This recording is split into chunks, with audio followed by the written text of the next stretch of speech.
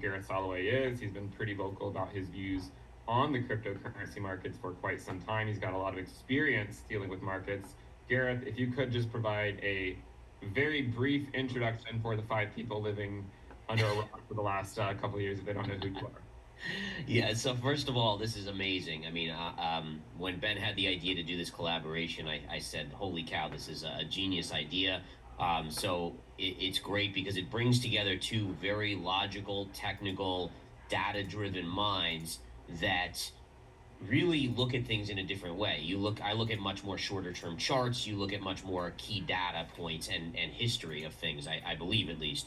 And so for those of you that don't know me, I'm Gareth Soloway. My website is verifiedinvesting.com. I trade crypto, I trade stocks, I trade commodities.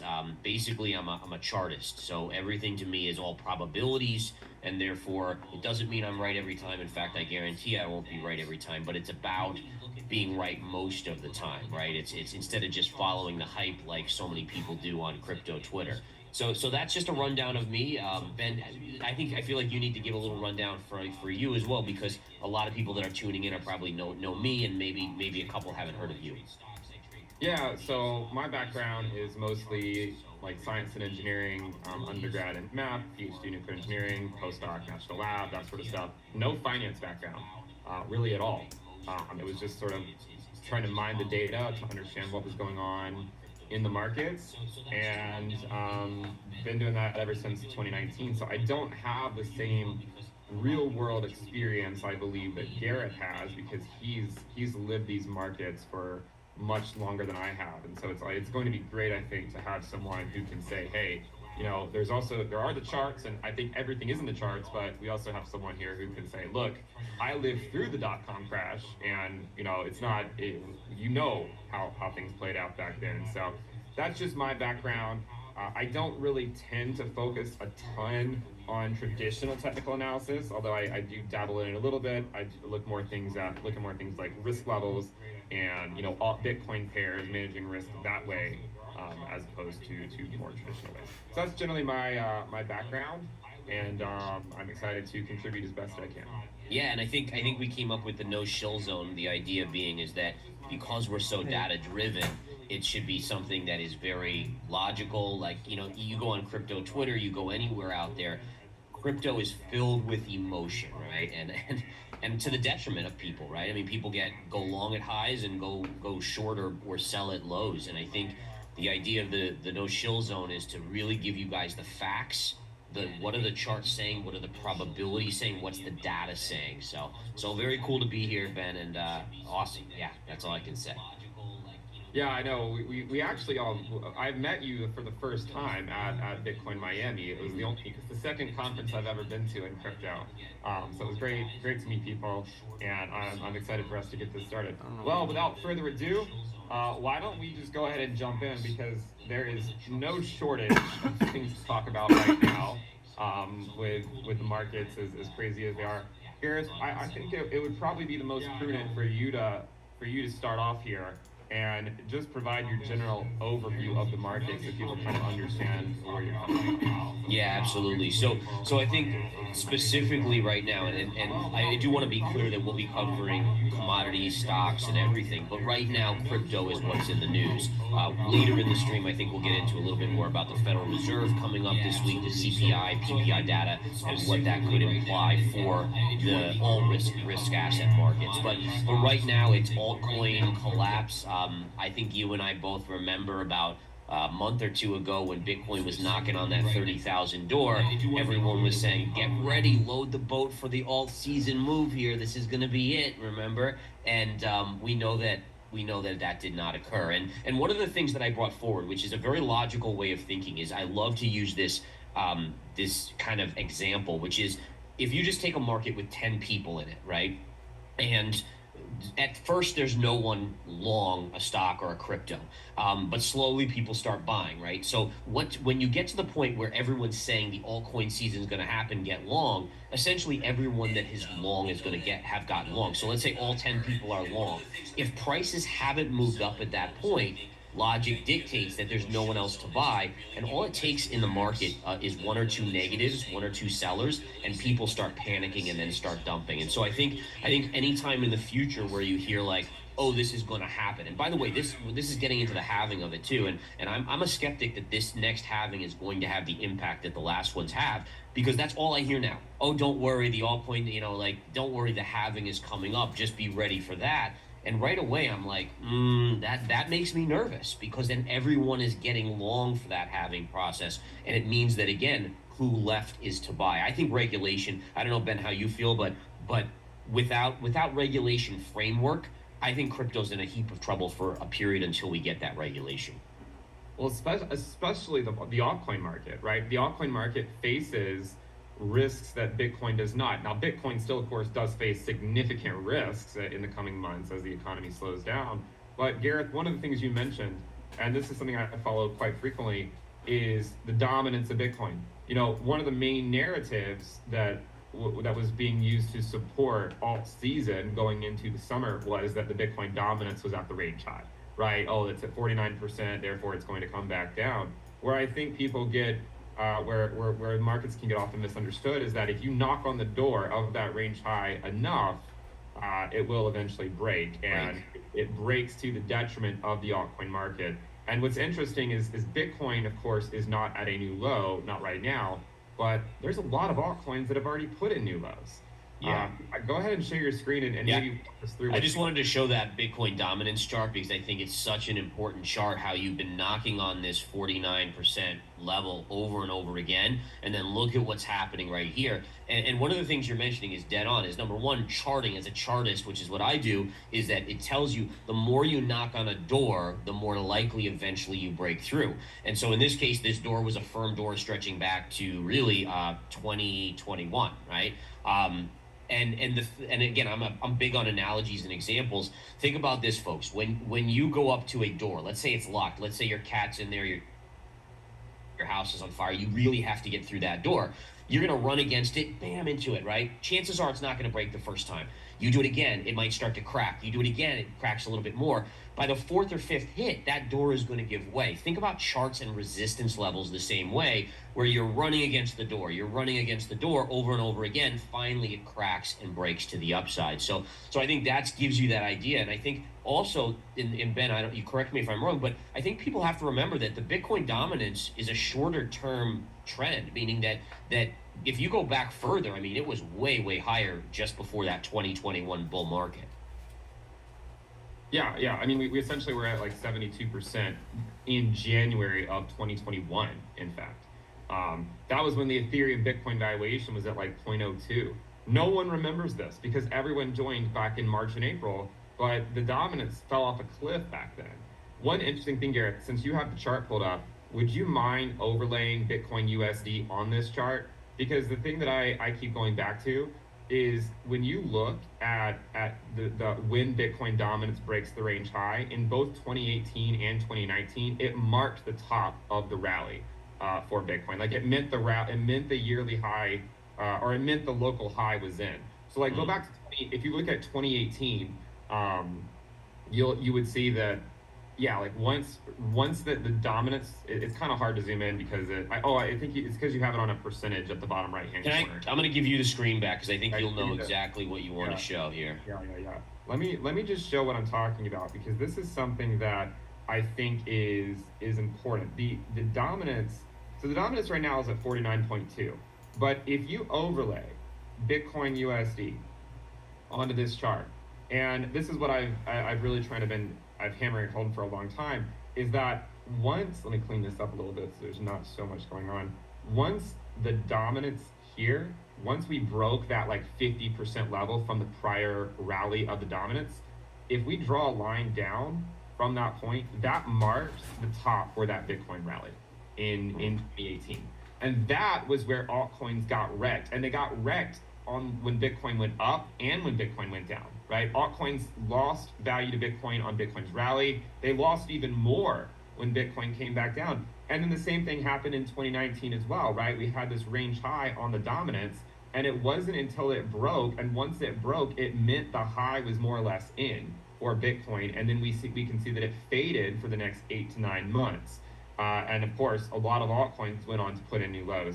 So I think that there's a lot of reason to be very skeptical of the altcoin market whenever the dominance breaks, because normally once the dominance range high breaks, Yes.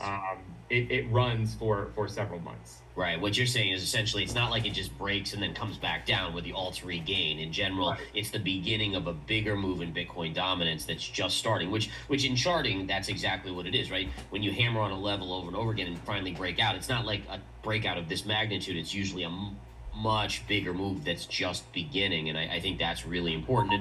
And I think what you're also saying is that, at some point, I do expect crack and come down, and in general that's not going to be good for the alts, because if you have people getting scared even at the top, the best, I mean, Bitcoin, again, if there's one that's going to survive that's not going to be regulated by the SEC, it's Bitcoin. If that breaks and starts to collapse down, let's say it even gets back to 20,000, very, very hard for money to feel comfortable to go into the even riskier assets like the Cardanos and the Solanas and those other ones as well. And a lot of those are putting in new lows now. I mean, ADA just put in a new low, right? Avalanche just put in a new low. Yeah. Chainlink just put in a new low. Polkadot just put in a new low, right? I mean, what it shows you is that the buy the dip mentality on the altcoin market, it does not work for long periods of time. Like it just simply does not work. And a lot of people justify it by saying, well, eventually the altcoin market will recover. There is a chance the altcoin market recovers, but it might not be that altcoin, right? It could be a new class of altcoins, and that's what history would ultimately dictate.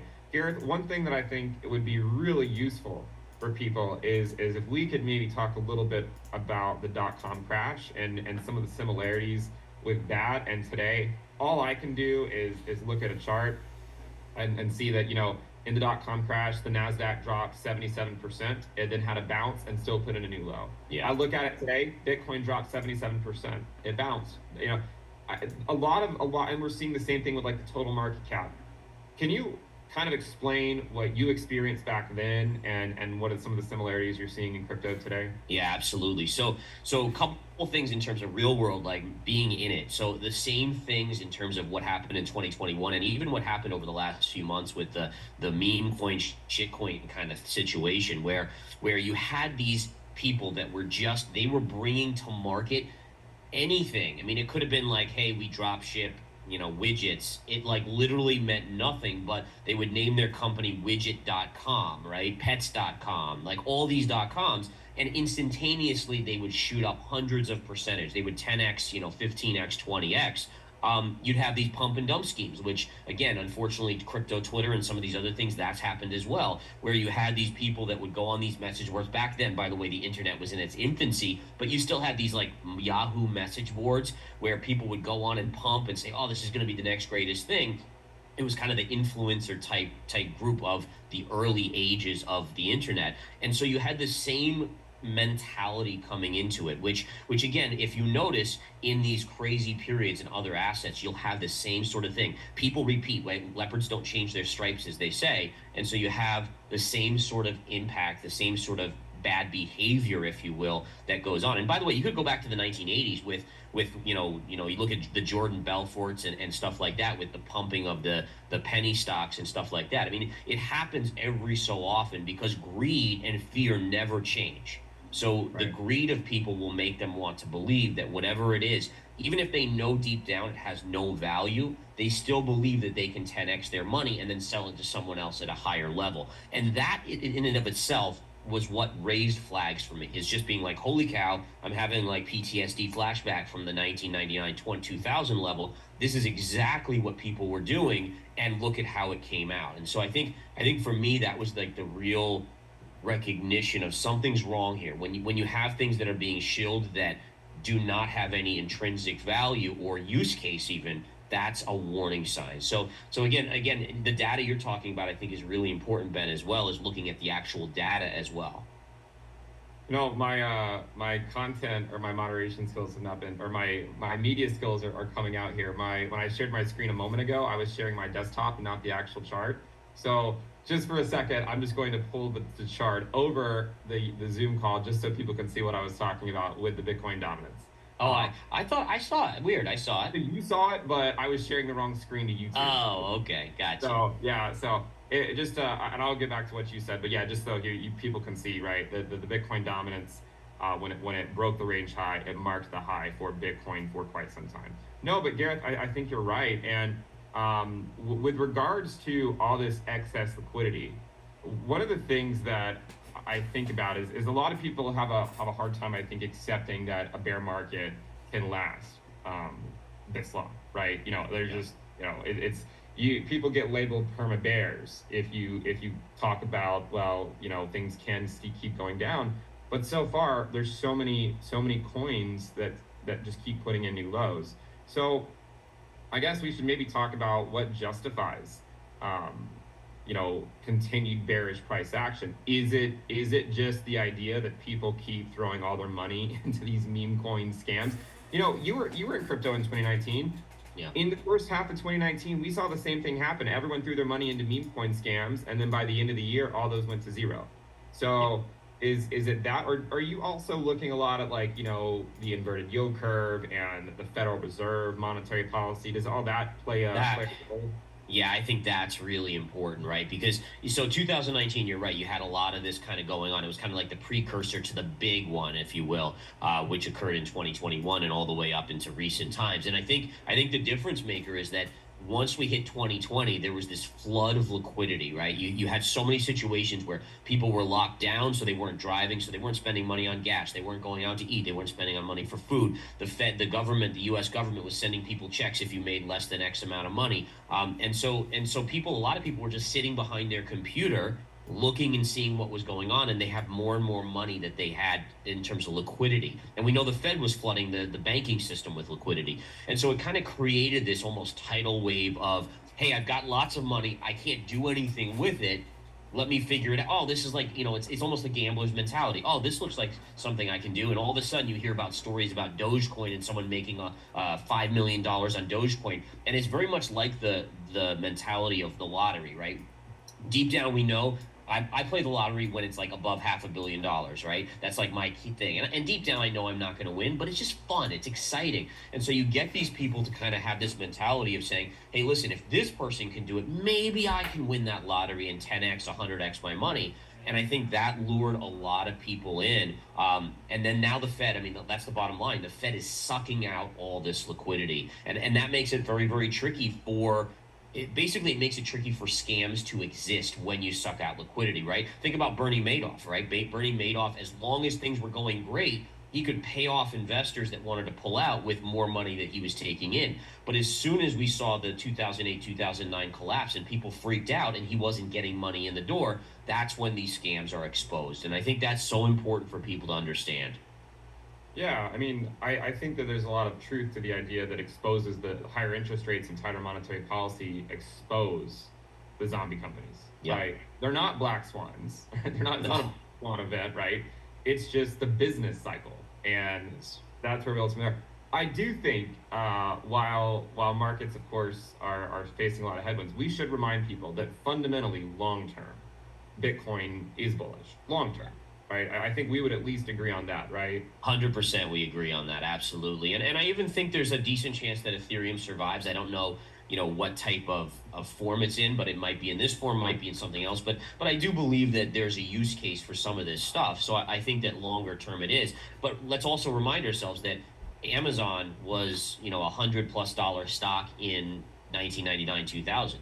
And it collapsed to about $5. So it lost 95% of its value. And then if you had bought it, honestly, even if you had been in it from $100, you're looking back, it's worth thousands now, right? You still would have done amazingly well. So I do think, and I'm glad you brought that up. We talked about it before we started that, I don't want anyone being like, oh my goodness, this is the most bearish and horrible stream. Now I'm so depressed. Like there's always opportunity. It's just a matter of being realistic. And I think realism is not something that's common on the internet, and it needs to be.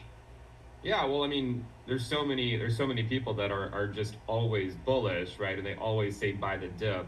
Right. It's funny because so many bulls will dunk on bears anytime they go up 10%, but once they put in new lows, it's not cool for the bears to dunk back, right? It's not it's like, oh well, people have lost money. It's not, but it's an interesting part of the cycle, and I think that it's relevant to say, hey guys, we've seen Bitcoin have secondary scares after so it's had a down year in 2014, it had a down year in 2018, it had a down year in 2022. Even in 2015, we didn't even have an inverted yield curve back then, and we still had a double bottom. In 2019, we had a barely inverted yield curve, and of course, we had the stuff that happened with the pandemic, and it was a slightly higher low. We still have an inverted yield curve, more so than we've ever seen in Bitcoin's history, and we don't know what's on the other side of the uninversion. Normally, it's a recession, and normally risk assets don't do well in that environment. But one of the things that you mentioned that I think we should talk about, because you mentioned a couple times now, is Ethereum, because a lot of altcoins are just struggling, right? They're struggling to catch a bid. When Bitcoin goes up, the altcoin market doesn't go up as much as Ethereum, or the altcoin market does not go up as much as Bitcoin or Ethereum. And when Bitcoin goes down, the altcoin market gets crushed even more than Bitcoin. But Ethereum has been doing better than the collective altcoin market, right? Like it's been doing better. So I'm curious as to what your thoughts are, I guess primarily on the Ethereum Bitcoin valuation. Because I think this is the most polarizing view, or there's so many people that have very different opinions on the Ethereum Bitcoin valuation right now, and I think it's probably causing one of the most polarizing takes. Like some people are very bullish, some people are very bearish, and I mean anyone can find evidence to support their view, but I'm curious as to what you think.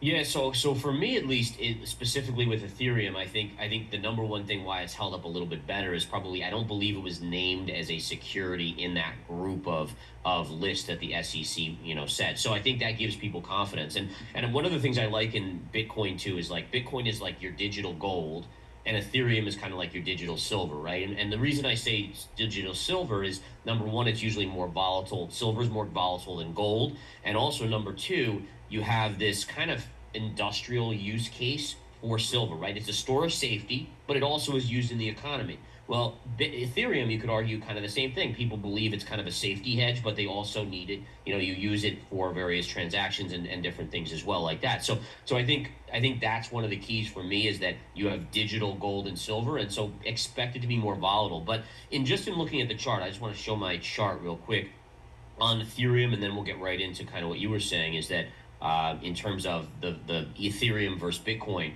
But what we can see is look at this beautiful like parallel lines and how in terms of charting, and by the way, this is just more proof that you don't know why these things work out. I certainly don't, but there's some sort of subconscious in traders and investors and people's minds that tries to make sense out of chaos, right? So most of the people would look at this, oh, this is a wild chart, but look at how many parallels exist within this chart. Like the high, this is parallel to these points, which then are this parallel to these points and vice versa all the way down here. And we can see that we did break down short term. So I do expect Ethereum to come in here towards this 1635 level. But now that then becomes the support level, the next level, right? You have the lowest point here going back to 2022 connected through these lows right through here. And that now becomes your technical support. So if we do sell off there as a technician, I would start saying, okay, if we're going to bounce, this is going to be the spot where we're going to get a bounce. Doesn't mean Ethereum's bottoming by any stretch, but that would just be a technical short-term level of support. Now, if we just quickly go to Ethereum Bitcoin, let's take a look at that in terms of Bitcoin. A couple things, and again, this is just based on purely charting, and I'm just going to do this live as we take a look. But this would be something that I would be watching like a hawk, right?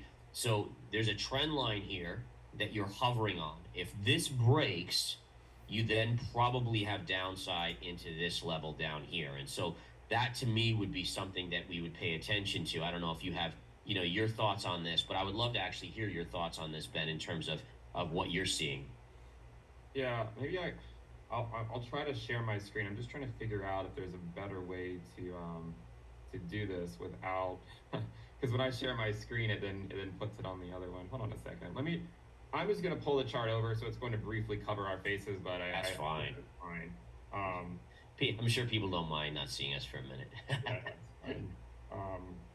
Yeah. So my view on Ethereum is, and I've been very vocal about this, is that the Ethereum Bitcoin valuation collapsed could mark the end of the altcoin reckoning, right? So the altcoin reckoning is the idea, right, that altcoins just go down on their Bitcoin pairs no matter the direction of Bitcoin USD, right? So you have Bitcoin that's down, 60% from its highs from a couple years ago, but the altcoin market is down against something that's down 60%, right? So the altcoin market is absolutely wrecked.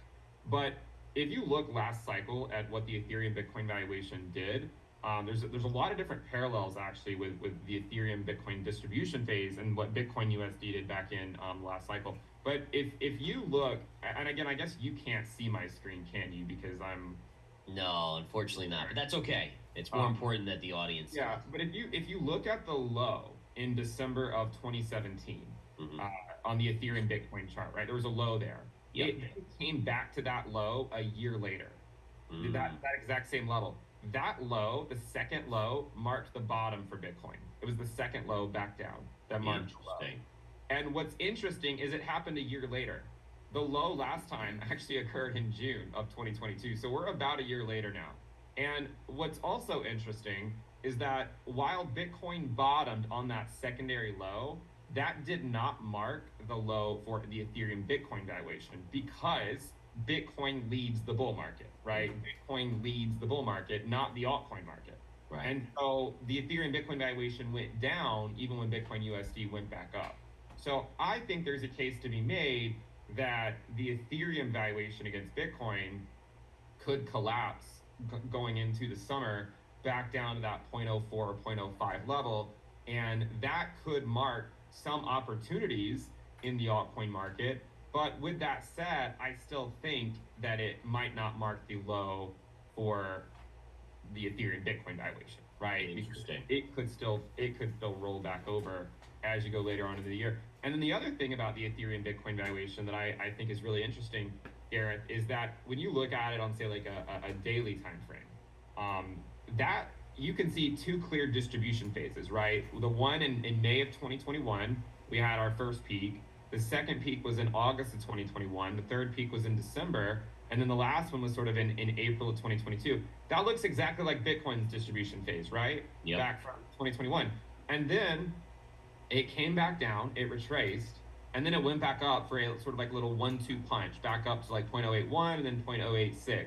And then ever since then, we've essentially just been putting in lower highs. So, there's part of me that feels conflicted because, there's one narrative of, well, Ethereum's deflationary now, right? It's proof of stake. It's going to be different. It doesn't have to go down. But then there's another part of me that says, well, if that narrative were true, why has it been putting in lower highs since the merge? And in reality, it's been putting in lower highs since December of 2021. And in the inconvenient truth for a lot of people is that it's been putting in lower highs since 2017.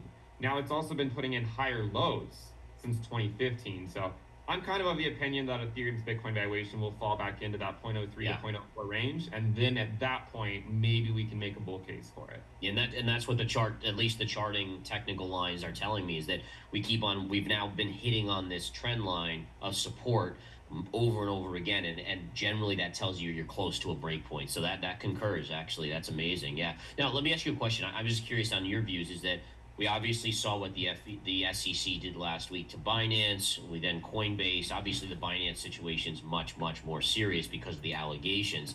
But, is this an all-out war to kind of blow up the altcoins by the government? I mean, should people that are, let's say you're holding some Cardano right now. Do you hold it? Do you get rid of it? Do you look for a bounce and get rid of it? How do you handle that?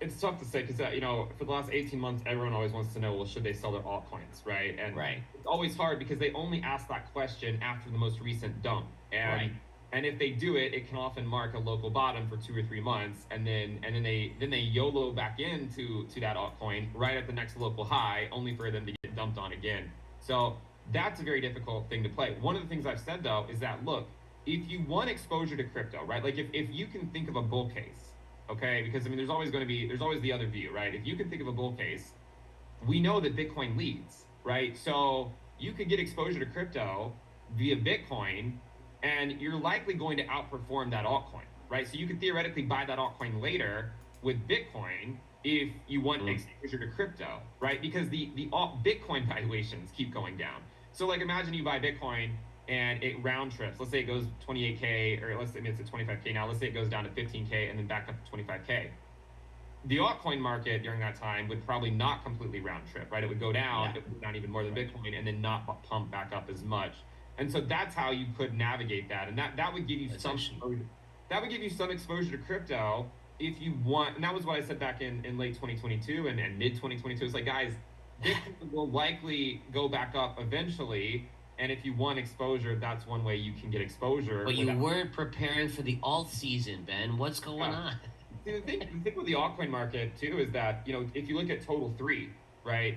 Total 3, has been showing weakness for a long time, and it fell below its 20-week SMA back in like the first or second week of May, and in 2019 it also fell below its 20-week SMA 2.5 months before Bitcoin did. So when people were optimistic about Bitcoin, I'm like, guys, you know, there's a case to be made here that the altcoin market is telling you that there's not liquidity coming into the market. Now, Garrett, I have two questions for you because I'd like your input on this. Number one is on the Bitcoin dominance chart. My expectation is for a surge to 60%. But you're more of a technician, I think, than I am. And I know you don't trade the Bitcoin dominance chart. Like, it's just sort of there and you know what's going on. It's not something that you can go trade. Like, it's not like you're going long on Bitcoin dominance, right? Yeah. But I'm curious, like, you know, just from a technical point of view, upon the breakout, because we can see that it has broken out, what would be a target? What would be a short-term target that we could see in the coming months, just based on the technical view? So this is great because it does clear out kind of like all that stuff and just says, okay, what does the chart tell us? So just like we said, this was consolidating, kept on hitting resistance, finally in the process of breaking out right here on the Bitcoin dominance chart. Now, in all fairness, there's not a lot of resistance on the way up now. I mean, you're getting to a point where there's a big move coming in this Bitcoin dominance. And the first thing I see, and I'll put a trend line in, see all these kind of pivot points right in here, right across here, this low right in there. And you're right about that. Look at this. Look at how you kind of can draw a line right across here. And what's even more amazing in this, if you take the highs of Bitcoin dominance from 2017 and you connect it to the highest point in 2021, look at the convergence of those two trend lines. And this, again, I love how your data is confirmed by my data and it's vice versa. Because it really, I think that's very powerful when you see a confluence of these type of things. And so I'm right around that 59-60% level in terms of Bitcoin dominance. Absolutely. One interesting thing too, just keeping this chart up for a second, I've talked about this as well. There's often a seasonality associated with Bitcoin dominance. Like if you were to draw a line at every September going back for years, the dominance turns around. Whatever direction it's going, it turns back around in September. So I could totally see, you know, a 2 to 3 month increase in the dominance to 60% by September, and then we could see it fade. Like we could actually see it fade back down, you know, to, you know, back down maybe like 55% or something, right? No. Would you think that Bitcoin dominance increasing has any sort of meaning that Bitcoin will go up or it just won't go down as much as the altcoins? So in the pre-halving years, so I'm kind of conflicted because there's evidence to suggest that we could compare this to the pre-halving year of 2019. There's also evidence to say it's more like 2018 as well. And that the reason it's taking longer is just because there's a lot more liquidity that needs to get sucked up than there was in 2018. But in general, my view is that in the pre-halving year, we spent about half the year going up and then half the year going down. And so by the way, that dominance rally that you see in 2018, that went from like 39% to like 60%. Half of that move was on a Bitcoin rally, and half of that move was on a Bitcoin dump. So I think we've probably already completed the Bitcoin rally component of the dominance move. I think we're now in the Bitcoin dump phase, and a lot of people have asked me, well, you know, when is Bitcoin going to go down with Bitcoin dominance going up? And I'm like, well, what's been happening since mid-April? You know, like it's been going down. And honestly, you know, if people want to know if what happens if Bitcoin goes up, it likely is going to wreck the altcoin market even more because then, you know, altcoins are going to struggle to catch a bid until there's more clarity from coming out from the SEC, right? They're just going to struggle, and And until we get later on into this cycle, I do remain skeptical of it. And I think too that by coming back down, by Bitcoin coming back down, it crushes the altcoin market even more. Yeah. And then and the other thing too, Gareth, is that every cycle, and I imagine this was true in .com as well, and I'd like your opinion, is that, it has to go on long enough for people to actually think it's dead. Not just to pretend like they think it's dead, right? Like not just to say, oh, now it's dead, now, we're gonna go back up. Yeah. I feel like in late 2022, when so many people thought the altcoin market had bottomed, they only were pretending that they thought the altcoin market was dead. What about now that the SEC is breathing down the neck of all these altcoins, right? Then it actually becomes a reality. And I'll say this too, the crypto is dead narrative popped up this cycle on the same day that the dominance broke the range high. It's the exact same thing as last cycle. Everyone thinks I'm just a Bitcoin maxi and I don't ever ride the altcoin market. That couldn't be, I love riding the altcoin market because that is where real money can be made, but the real money is not made by buying every bear market rally all the way down. So that I think is the hard part for a lot of people to understand is just trying to sit back. In the .com crash, how hard would it have been to just sit back for 2.5 years and to watch the market bleed? Oh, brutal, absolutely, and that's what the markets do to you, right? So one of the stories I take from 2017 with Bitcoin is, I tune into stocks. Especially back then in 2017, I was trading 99.9% stocks, commodities. So I had CNBC on in the background, and I used to always remember that in 2017 they had the ticker of Bitcoin at the bottom, monitoring price. They would talk about it on every show and bring it up. And then what happened was, as it came down in 2018, they eventually, it got to 10,000, to 9,000, 8,000, 7,000. They actually removed that ticker from the bottom because it was just, and they did not talk about it at all. And that was a signal to me, right? Once they were like, okay, no one wants to hear about this. This is not even a story anymore. We just want to pretend it doesn't exist. That's where I start to say, oh, okay, now people are fully kind of giving up on it. And you're right. Same thing in the .com bubble. It takes your wind out of your sails to the point where you say, this is too hard. It stretches you to your breaking point. And that's really where you're supposed to be buying. And we didn't see that in 2022. And again, I use crypto Twitter as one of my best research tools, in that when I post something, I monitor how many people disagree with me and how adamantly they disagree with me. And the more they disagree with me, the more I believe I'm going to be right, because again, that's how emotion and psychological charting and price action works. And so again, same thing now. We had gotten up to 30,500, and I said, hey guys, and in fact, let me show you guys this. This is just like one of the reasons you have to charts are amazing in this respect. But if you looked back at 2021 right here, and you looked at the midpoint of the cycle, and then you saw here, it made sense that this was going to be where the most resistance on the chart was going to be. If Bitcoin was going to fail its move, it was going to be on this pierce of 30,000. Now, not just 30 hitting and kissing, but it actually needed to pierce 30, because psychologically, when price pierces an even number, that just having that 3 in front, that 30,000 versus 29, it's going to trigger more people to go long, and it's going to stop out people that are short. And so essentially you get the biggest switches at these even numbers, and that's exactly what we saw here. And so once that occurred, then price could actually start to come down, because you got your max people long, and there were not really any people left that weren't long at that point. Same thing with altcoins and so forth. So that was the key resistance trigger. And again, to me, I don't know if you think, but I'm still not necessarily in the camp that Bitcoin has made its cycle bottom yet. And again, I'd love to hear your view on that. Well, yeah, I'll provide my opinion, but one thing about that chart is, I keep going back to this, is the seasonality. Like the peak in 2023, or at least the local top, there's always a chance, right? There's always a chance that it goes back up, but at least so far, it's the same day that it peaked in April of 2021, on April 14th. And it's basically at half the price, right? 64K to 31K, right? On the exact same day. And it also came after a January push, a February, March push, right? We all had those same local peaks. It's just 2 years later, and about at half the valuation. So that's an interesting perspective. I think, when it comes to, because everyone wants to know, right? Everyone wants to know if the bottom's in or not. Well, the first thing is, well, for what, right? Because a lot of altcoins are already putting in new lows. If you look at the 2019 year-to-date ROI for Bitcoin, it ended up the year positive. Ethereum ended up the year negative. Like it actually lost value in 2019 year-to-date, as measured from January 1st to the end of the year, showing you how much the rest of the market can get wrecked, even in a year where Bitcoin goes up in the pre-halving year.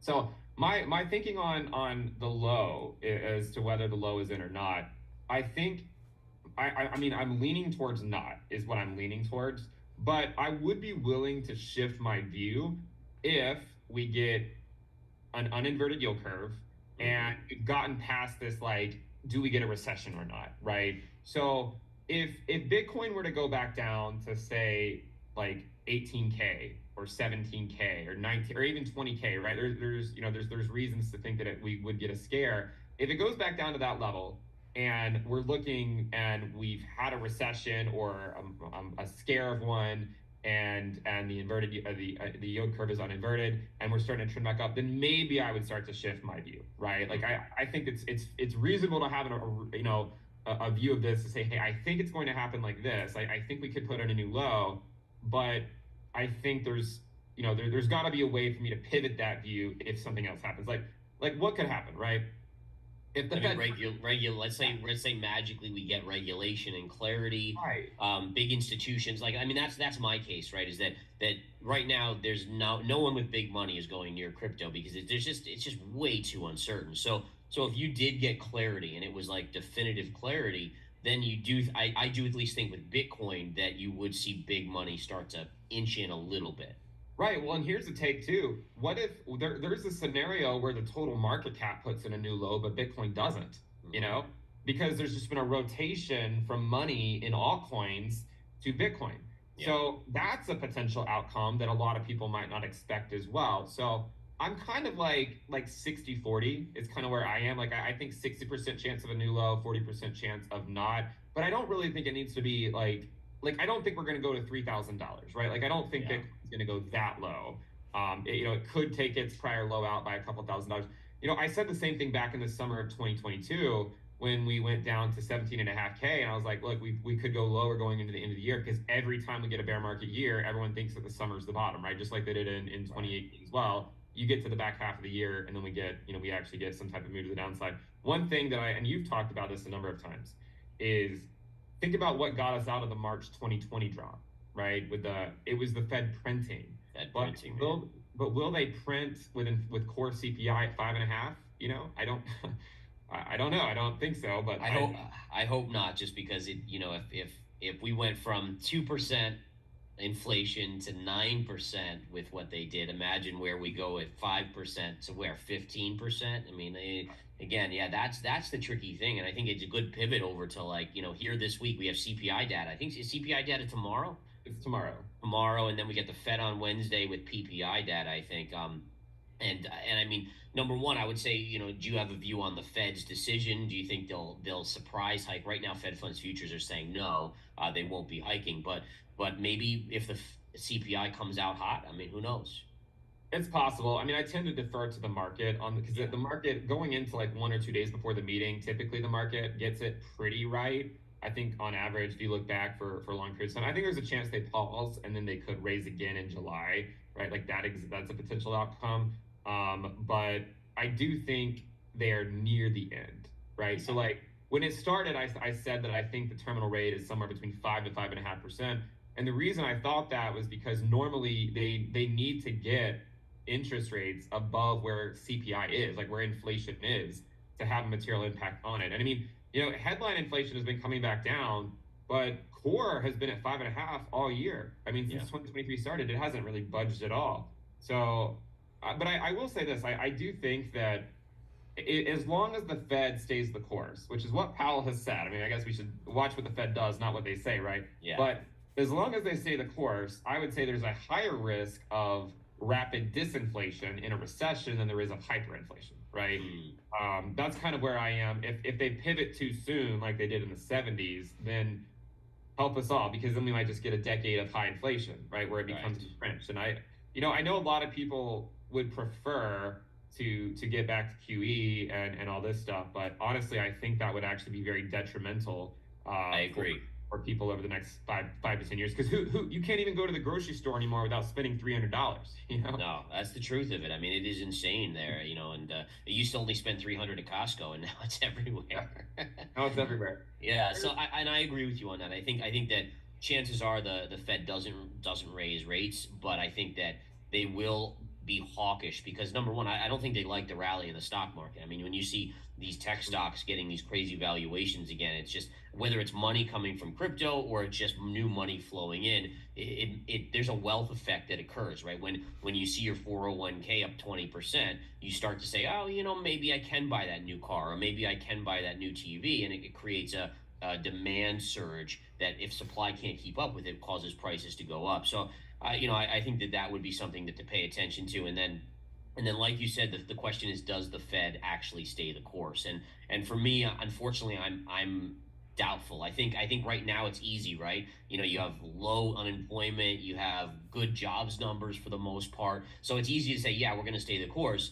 Show me an economy where you have 6% unemployment Right. and people are really struggling even more so, and then tell me that the Fed isn't going to come off the sidelines. And I agree with you. If that would be the worst case. I know people want it, but one of the things that I always try to input into people is that cycles are natural courses, right? Bull markets, bear markets, business cycles, those are naturally occurring, and if you don't screw with them, I'm a big believer that it's much more like a rolling hill, right?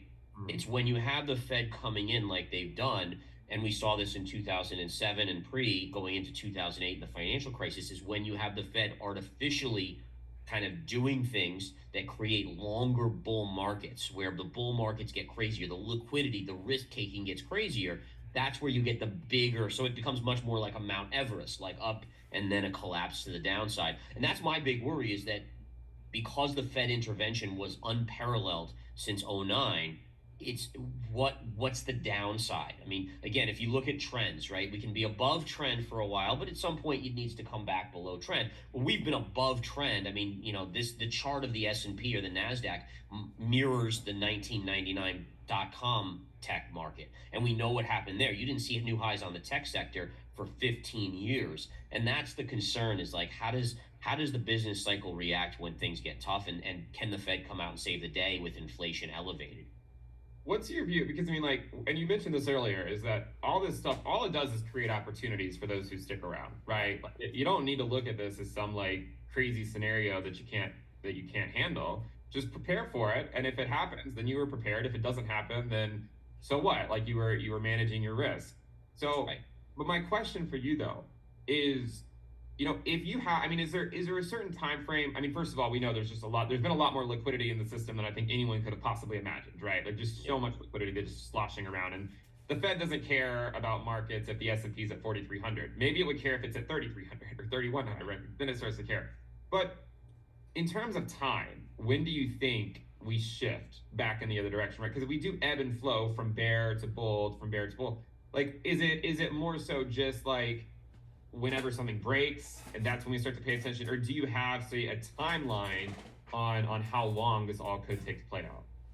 Yeah, it's a really good question. I mean, especially with Fed intervention, the business cycles have been screwed up. I mean, it's almost like, you take some drug to change your hormones and it changes everything around. Um, but in general, I would say that with the Fed on the sidelines and sucking liquidity out, we should see by later this year, at least I have it pinpointed in that by the fourth quarter, we should be in a recession. Now, whether or not the data will show that it's a recession yet, sometimes it's a lagging, we don't see until a month or two later. But one of the things I would keep a really close eye on is the jobless claims. The jobless claims last week came out at 266,000, which was the biggest jump in jobless claims in like the last multiple years. Now, it could be a fluke, right? We don't know. Maybe this coming Thursday, when we get jobless claims numbers, it's right back down to the low 200s, somewhere in that vicinity. But the question is, are we starting to turn the corner on the data? We did see some weaker, a few little, we know that some of the PMIs have been weak. We know that some of the other things have been weak. And so the question is, really the only thing that's been holding up is the jobs data, right? The jobs market, the last non-farm payrolls was still very, very strong. But I think if that cracks, then the markets, at least the equity markets, really start to panic a little bit. Because again, the thought process has to be is that with inflation where it is, how does the Fed come out and save us at this point? And I think the Fed won't, unless, like you said, maybe at 3,300, maybe at 3,000 on the S&P. That's a long way away. There's a lot of pain between where we are now and where we are then. So, Right. Well, the other thing too is that with the unemployment rate so low, it sort of raises the question, well, why is it so low? But history shows, I'm just going to show a chart. I guess you won't be able to see it, but the audience can. that's okay.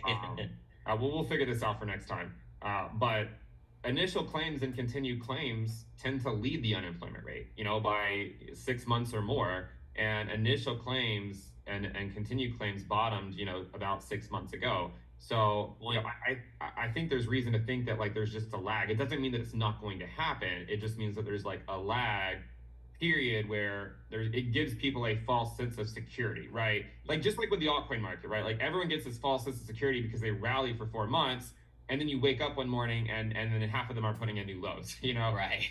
The other thing too, Gareth, is I think a lot of people struggle with this, and I even struggle with this sometimes myself, because this really is my first. I feel like this is my first real full business cycle where things are just slowly playing out, kind of like the dot-com crash. That in bear markets, the market can go up more often than it goes down. It's just that when it goes down quickly, and then we just climb the wall of worry for months before going down again. Yeah.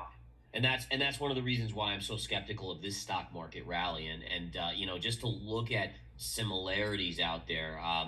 For instance, I'm going to try to bring up the Nasdaq chart here. But you're right about that. Is that one of the things I always say is that the market takes the stairs up and the elevator down, which means when it falls, fear is a much more powerful emotion, and we see a much bigger drop in the markets much quicker. But then you're right, you get bear market. I mean, if you look at almost any business cycle in the stock market or in any market, the bounces, there's so many bounces that are huge. It's just once they're done, then we make new lows, much like the altcoin market just did, in fact. But let me just show my chart here, and so we can kind of take a look at this. And this is one of those things that kind of has me saying, all right. So right now, this is the Nasdaq chart, and everyone is just becoming such a big bull. All right, the sentiment for the stock market is at the max greed level, or close to the max greed. But notice what we saw here. We saw sharp down, big bounce, sharp down, big bounce, sharp down, and then we've kind of trailed up here, and we're actually at about a 618 Fibonacci retrace on this chart. So we're right at a 618 Fibonacci retrace. Now, if we go to the weekly chart, and I'm just going to zoom all the way back to the dot-com era, and this is the weekly, so just bear with me, but look at that same sort of pattern. Sharp down, bounce, sharp down, and then we get this up move. And if you look at this was also approximately a 618 Fibonacci retrace right up here. And look at what happened. This was the big drop. And in fact, if we go to a measurement tool here, we can see that you actually had an initial drop from here to this low of around 41%. And then the bounce was, look at that, 42%, essentially the same sort of percentage bounce. So 41 down, 42 up, and then the rollover occurred. And interestingly enough, if we go back to our current cycle here, all right, if we go back here and we do that same measurement tool, we can see we had a 37% decline. And then same thing, if we look at the lows here, we're at 33%, right? So the thought process here is we could go up another few percentage points, but that doesn't, where we are in the NASDAQ doesn't mean that we're any different than where we were in the 2000 cycle. In fact, we're not even quite at the recent highs right now if you measure from top to bottom. So these are the types of things, like it's interesting to think, because bear markets have a way of changing your mentality to think you're in a bull market. Part of that is that people want to believe, right? We always want to believe like Bitcoin is going to win, altcoins are going to win, the market, like we want inherently, we're positive people, we want the markets to go up. But you also have to be realistic and look at the charts. Yeah, I was actually on a stream this morning where I was looking at that same exact thing with the NASDAQ. And I'm like, well, I know the bounce has taken longer this time, right? Like, yes, it has. And I'm just wondering, I'm like, is it taking longer because this time is different, which I don't tend to agree with, or is it taking longer just because there's so much more liquidity that has to get absorbed? And that's what I'm leaning towards, is that there's just more liquidity that has to get absorbed. Because I can't help but think that the Fed will continue until something breaks, right? They're not, the problem, I guess, is that they're not going to pivot when the NASDAQ is up 40% and core inflation still at 5.5. Like, they're not going to pivot. So what would make them pivot? Something catastrophic happening. Does it happen next month, or does it happen 8 months from now? I don't know. I don't know. But there are. I mean, the index as a whole is getting extremely extended. And I think you're. I mean, for me at least, I agree with you on that. Is that I don't believe it's different. Everyone always says, "Oh, this time is different," and then inevitably, it's usually. I mean, 9 out of 10, maybe 10 out of 10 times, it's not different. So Right. then the question is it liquidity? And that's where I tend to land, which is what you just said. Is that the liquidity in the system is actually increasing? And I actually want to show this tweet here from Sven Henrik, who's the Northman trader. I actually one of the few that I follow, including you, Ben, and a few others. But he said on August 10th, reserve balances with the Fed Bank were 3.348 trillion, and the S&P was at 4,325. Come around to June, their balance sheet which had come down, it then expanded again, and the S&P was within 2 points of that with the same balance sheet, right? So the idea being is that we saw this drawdown of liquidity in the market or in the system, and then the S&P fell, and then liquidity actually increased, whether you want to say because of the banking crisis or because of anything else, but liquidity increased and the S&P rallied back up. So the question is, again, is it just a matter of liquidity of why this rally has been longer than past? Well, the other thing too is we're at the same price, but in real terms, people are down because of inflation. So even though the S&P is back to where it was, in real terms, it's not. But the other thing I think back to, and I'd like your opinion on this, because I am more familiar with sort of the mechanics of crypto than the equity market, and I want to sort of roll this idea by you. So, and it also relates to liquidity as well. Maybe you can pull up do you have the total Fed asset, like, so assets by the Federal Reserve? It's on TradingView, like just total Fed or Fed total assets. Let me try to find it. Total. I think it's Fed total assets. I think should bring it up. Is it public total federal debt, total public debt, or no? Not that one. Maybe not. Let me see if I can find it on my end. I know I have it on my my website. Okay. Actually, I'll just type in total assets, and it's the first thing. Just total assets is the balance sheet. Yeah, it'll be the balance sheet. So when you look at, and if you could share it, I would do it on my end, but I just keep like not being able No, to. this is, I don't mind one bit. There we go. So there's an interesting thing here, because we're not that far away from the March low, and the reason that it might be somewhat irrelevant, or it might be somewhat relevant, and I'm going to pull up a chart on my side and just show it to people so they can see some of the similarities here. And what I'm going to pull up is the market cap, the stablecoin market cap for crypto. Okay, so everything's about liquidity, right? Everything's about like what liquidity is in the system, and what's not there. But if you look at the stablecoin market cap, so what we're doing is we're going to add the stablecoin market of USDC, USDT. We're going to add DAI and BUSD. And if you do that, which I'm going to pull up right now, so let me overlay this on the screen. I have it, I believe, is it showing up? No, it's not showing up. No, but if you I'll show it once you're done sharing. Okay, there we go. Yeah, so now I'm sharing it. If you look at this chart, the stablecoin market cap just took out its March low. So in March, during this major liquidity event, the stablecoin market cap went down to around 116 point something billion. We just took out that low, right? Like this past week. And this past week is when the reckoning occurred for the altcoin market, right? So this is what I'm wondering.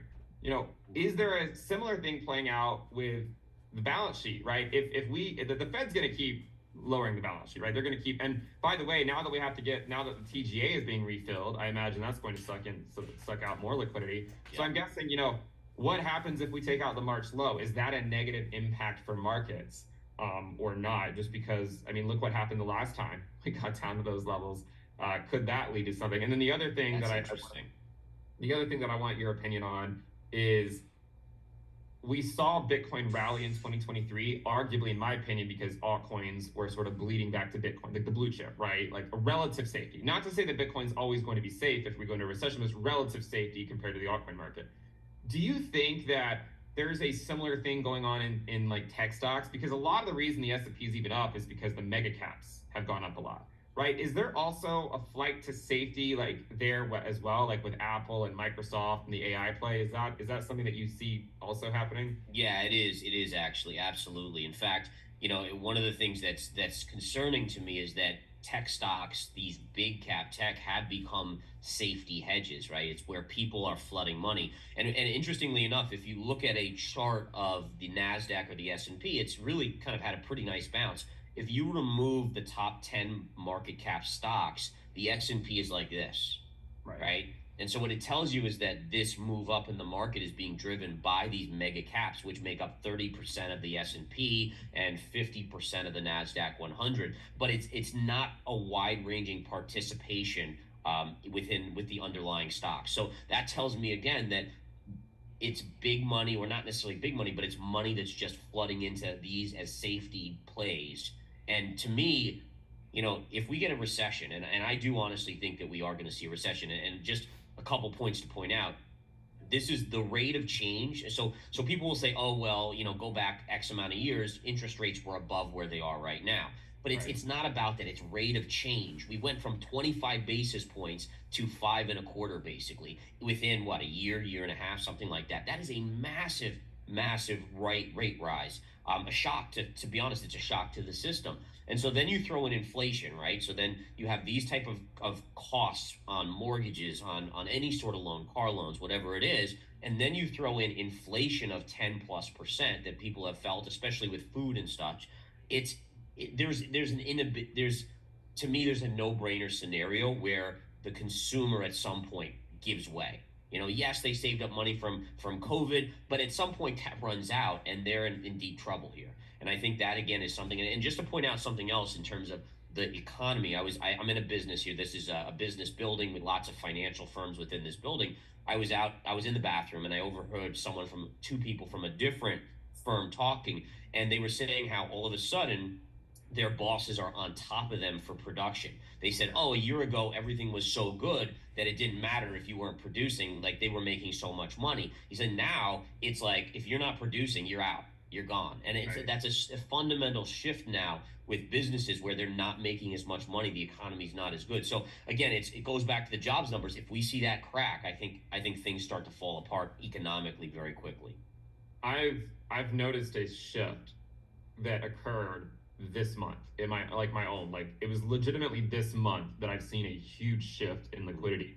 I've also seen advertisers become more desperate, right? Like, because look, like money is drying up, and it's hard to think that it changes until we go back to looser monetary policy, I right? agree. Now, here's the thing, Garrett, that I think we have to think too about, is that by the time everything is good, and like by the time the macro headwinds become tailwinds, the market will have already likely bottomed. Like Bitcoin will likely bottom before that.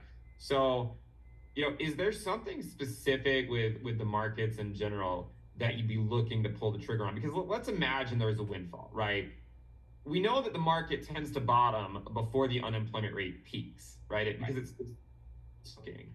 Is there a technical level that you're looking at with things like the Nasdaq and the S&P 500, or is it more so just about the conditions that allow for a move down, and it's only once you can start to see the Fed wanting to pivot that you would then sort of try to front run that? Is there a technical target for this sort of stuff, or what do you think?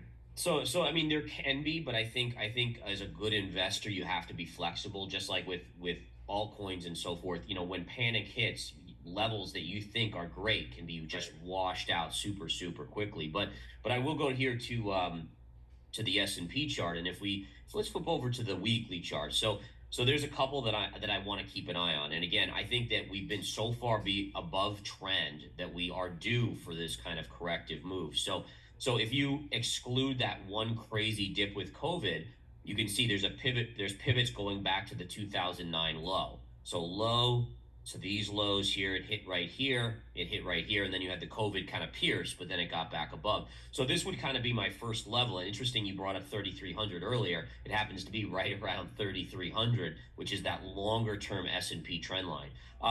If you want to talk like an Armageddon type scenario where panic really hits, let me get rid of this here.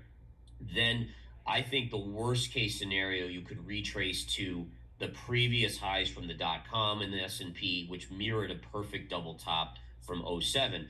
The only reason why I think and again, this may not even be this cycle, but I do think eventually this gets retested, is that there's a tendency when a level is broken to retest that level. So you break above a level and then you come back. It's almost like, think about you're leaving for college or the university and you come back for Thanksgiving dinner to your parents' house. You come back to spend some time with them, right? Before you're really off on your own. And I think that's the one thing here, is that because of the Fed intervention with liquidity, we never had that retrace to what I call the scene of the crime. And so at some point, if stuff hits the fan, if shit hits the fan, then that would be your kind of worst case scenario. But right now, that 3,300 ish, 3,000 level is probably your big target, where I would expect a huge bounce off that. Very tradable, just maybe not long term investing wise. One thing interesting about this chart is that what is the pre-pandemic high? Was it 34? Yeah, right here. Yeah. So 3,400. what's really interesting to me is, if you can you flip this over to, after you draw the trend line across, and then look at Bitcoin, and it also came very, very close to its 2019 high, right? Like it came to within what, like $1,500 or something of the 2019 high. Yes. Yeah. Wow. Good point. But Gareth, this is why I am so bearish on the altcoin market, and I've said this for 18 months, right? Pull up total three, which is it's everything besides Bitcoin and Ethereum. Yeah. Okay. Look where the 2019 high is. Oh my gosh. That is why. So, and by the way, there's two things related to this that I think are worth mentioning. Number one is that the stablecoin market does include about 116 billion worth of stablecoins, and so we could add 100 billion to that and say a more realistic target is 200 billion as opposed to 100 billion, because again, it does include stablecoins. And back in 2019, there were basically no stablecoins. The counterpoint to that is, what happens if the SEC goes after stablecoins? Then maybe maybe it can go down to 100 billion. But I think for me, like, if the altcoin market retraces to a $200 billion level, which would be, by the way, like if you take total three and you subtract out the stablecoin market caps, that essentially would be the 2019 high. It would be about a 200 billion. I mean, if you fix it, it would be closer to 100 billion if you remove stablecoins. But that is one of the reasons that I can't help but think that the altcoin market still needs to get wrecked, because if Bitcoin can go to its 2019 high, or even close to it, and if the S&P can go to it, then what business does the altcoin market have doing in places where it currently is, right?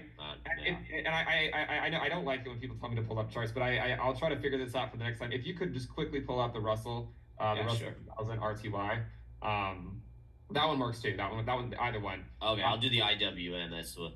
Yeah, that okay. That's fine too. Yeah, but look at the 2018 drop and then the 2020 drop. The 2020 drop was so much lower than the 2018 drop, right? Yeah. Like the March 2020 low is what I'm talking about. Like the March 2020 low, it was what, at 90 or something. Yeah, there. Right there. 97. And then look at the 2018 low. Yeah, right there.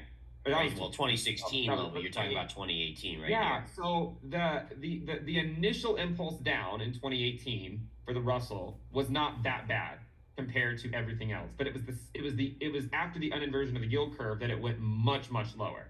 Yep. Whereas the S&P during that same time was basically, I don't quote me on it, but I think it was like a double bottom. It wasn't a much lower low. From 2018 to 2020, the S&P was essentially at the same level. I'm going to pull it up on my screen just so I can double check. Yeah, so like the S&P was what, 20, yeah, like it wasn't even that much lower of a low from 2018 to 2020.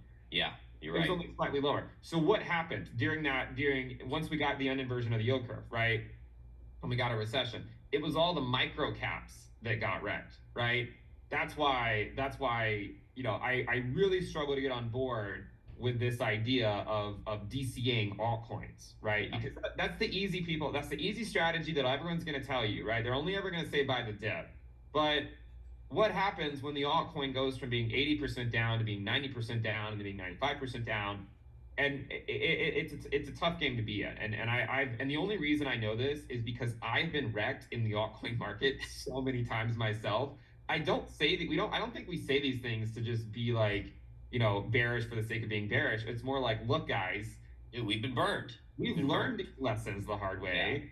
It doesn't mean that it has to play out, but there's a chance that it does, and you owe it to yourself to prepare for it in case it does. I 100% agree, and I think that's a really good area to kind of conclude, if you're okay with it, conclude this Yeah. session, because we're gonna bring this no shill zone to people every freaking week and give them some major insights. And you've brought some amazing charts even to my attention, and I do appreciate that. And I would just say again, I think the parallel you're drawing, and I could be mistaken by this, but you're talking about how the Russell is the equivalent of the altcoins, and look at those kind of dips and how much riskier. So when you're dealing with the Russell 2000, you're dealing with small caps, the kind of the not as Right. good quality versus the S&P and the Nasdaq, and Right. the tendency for it to go much lower than the S&P or the Nasdaq.